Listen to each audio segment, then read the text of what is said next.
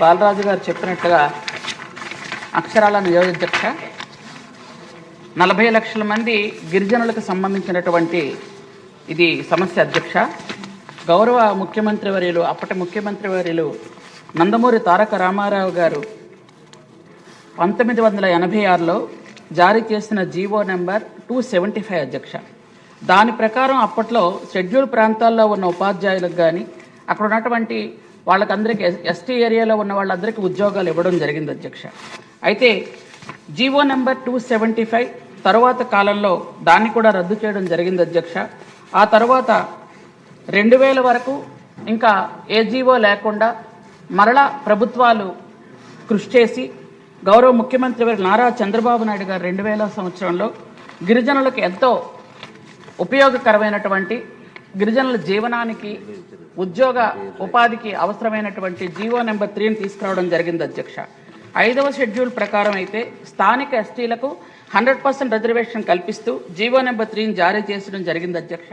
దాని ప్రకారం అక్కడ ఉన్నటువంటి గిరిజనుల బదిలీలు కానీ ఉద్యోగులు కానీ అన్నీ జరగడం కొనసాగింది అధ్యక్ష. అయితే 2020 సంవత్సరంలో గత ప్రభుత్వంలో జగన్మోహన్ రెడ్డి ముఖ్యమంత్రిగా ఉండేటప్పుడు ఈ జీవో నెంబర్ని సుప్రీంకోర్టులో మళ్ళీ క్యాన్సిల్ చేయడం జరిగింది అధ్యక్ష. క్యాన్సిల్ చేసేటప్పుడు కూడా కనీసం ఒక లాయర్ని పెట్టడం కానీ వాదించడం కానీ ఏమీ చేయకపోవడం వల్ల 40 లక్షల మంది గిరిజనులకు కూడా అన్యాయం జరిగింది అనే విషయం తమ ద్వారా గౌరవ సభ్యులందరికీ అలాగే ఉన్నటువంటి 40 లక్షల మంది గిరిజనులకి 5 కోట్ల మంది ప్రజలందరికీ కూడా నేను ఈ విషయం తెలియజేస్తున్నాను అధ్యక్ష. కాబట్టి ఇప్పుడు మళ్ళీ గౌరవ ముఖ్యమంత్రి గారు దీని మీద అన్ని ఐటీడీఎల్లో మీటింగులు పెట్టి అక్కడ ఉన్నటువంటి ప్రజాప్రతినిధులు అలాగే ఉద్యోగస్తులు స్థానికంగా ఉన్న ప్రజలు అందరి తాలూకు అభిప్రాయాలు తీసుకొని దీని మీద ఒక చట్టం తీసుకురావాలన్న ఉద్దేశంతో ఒక మంచి ఉద్దేశంతో ప్రభుత్వం ఉంది అధ్యక్ష. థ్యాంక్ యూ అధ్యక్ష. Question number 1275 please sir 1275 irrigation minister గారు.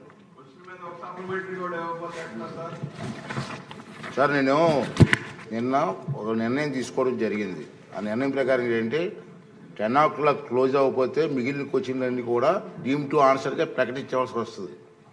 అంటే మిగతా సబ్జెక్ట్ కూడా అవకాశం మనం ఇవ్వాలి. లేదు డీమ్ టు ఆన్సర్ని ప్రకటించమని ప్రకటిస్తాను. నాకు అభ్యంతరం లేదు. ధన్యవాదాలు అధ్యక్ష. మొదటి ప్రశ్నకు